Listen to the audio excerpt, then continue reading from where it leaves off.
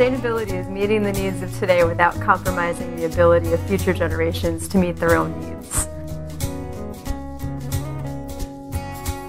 In 2008, FLCC's President Dr. Risser signed the American College and University's President's Climate Commitment, which commits FLCC to reducing its greenhouse gas emissions. And we've set 2030 as our target date for doing that. And in order to reach that goal, we have a climate action plan that was institutionally adopted in 2010 that outlines goals and strategies.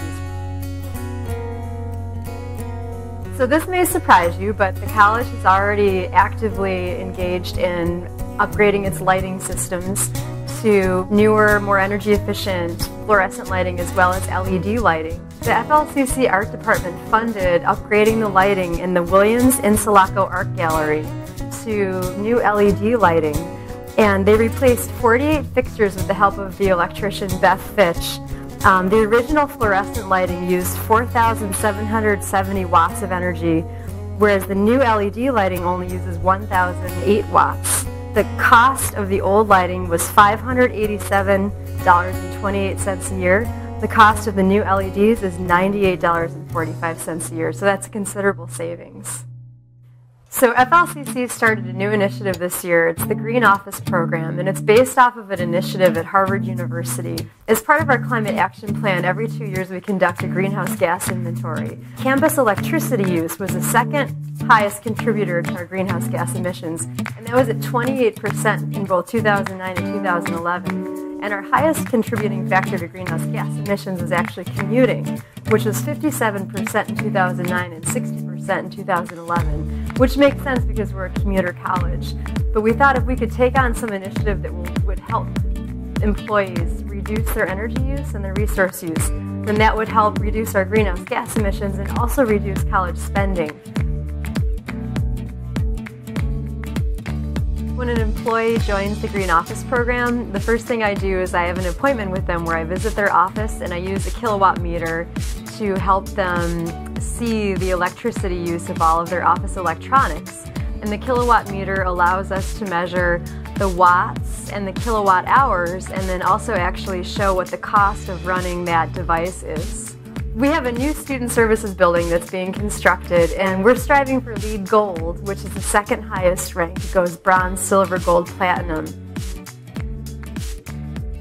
LEED stands for Leadership in Energy and Environmental Design. It's a third-party independent organization that rates the sustainability and environmental friendliness of the building. And in order to achieve that LEED Gold, we are having several green features as part of that building. There are many windows on the new building that will allow sunlight to come in, and the hallway lighting is photosensitive, so it'll power down on sunny days and save energy. The building materials have been evaluated on its sustainability criteria. The steel is 95% recycled material, and then the wood is Forest Stewardship Council certified, which means it was from sustainably harvested forests. There are already installed 192 photovoltaic solar panels on the roof of the new building that will produce 40 kilowatts of energy for the building. There will be a kiosk in the lobby of the building that will show all of the energy generated from the solar panels as well as the other energy use in the building so that people can look at the kiosk and see what energy is being created and how energy is being used in the building. And there will also be stations to refill water bottles to encourage people to bring in reusable water bottles instead of having to purchase bottled water at the cafeteria. All of these initiatives and any sustainability initiative that we do here at FLCC in general, really we try to emphasize to individuals what they can do in their day-to-day lives to conserve energy and resources and how that really does make a difference. I mean, it can be a little overwhelming thinking about issues like climate change and greenhouse gas emissions and depleted non-renewable energy sources and things like that. But it's really an issue that can be tackled on an individual basis, and if everybody pitches in, through recycling and trying to conserve electricity at home and trying to drive their cars less and things like that, anytime you can talk about conserving resources, I think, is a really good positive conversation, because it's going to be really critical, especially for these upcoming generations, to understand conservation in order to sustain our planet into the future.